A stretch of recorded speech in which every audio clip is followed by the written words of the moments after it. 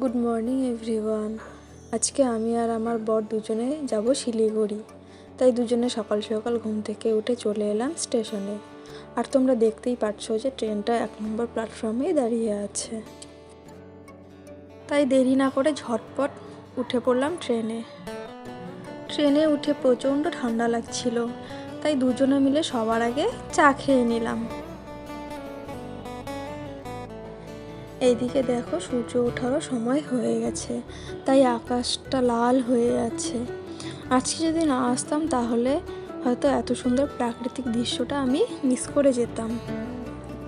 আর দেখো এখানে জানলা দিয়ে যেই চোখ গেল, দেখলাম একটা কাকু হাওয়াই মিঠাই নিয়ে যাচ্ছে। ভাবলাম কিনবো, কিন্তু এদিকে আর এলোই না। কিন্তু কিছু দূর যেতেই চলে এলো আমাদের ঝালমুড়ি কাকু। আর আমি ঝালমুড়ি খেতে খুব ভালোবাসি। বাড়িতে যতই ভালো করে বানাই না কেন, ট্রেনে বাসে যারা ওঠে তাদের হাতে ঝালমুড়ির টেস্টই আলাদা।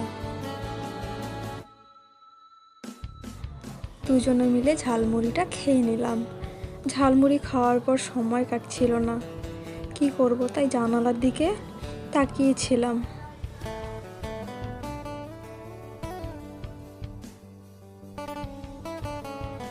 আর এখানে ট্রেনটাকে বসিয়ে রেখেছিল, পাশ দিয়ে আরেকটা ট্রেন ক্রসিং ছিল বলে।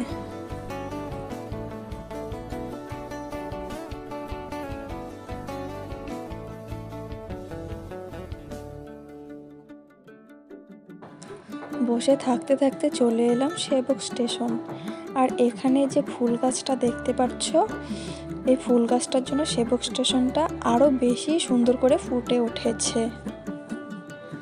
আর বাইরে দেখো চারিদিকে ঘন কুয়াশায় পাহাড়টা একদম ঢেকে গেছে, দেখতে কি অপূর্ব লাগছিল। আজকের মতো ভিডিওটা এখানেই শেষ করলাম। যারা যারা ভিডিওটি দেখছো সবাই লাইক, কমেন্ট ও শেয়ার করে দিও। টাটা।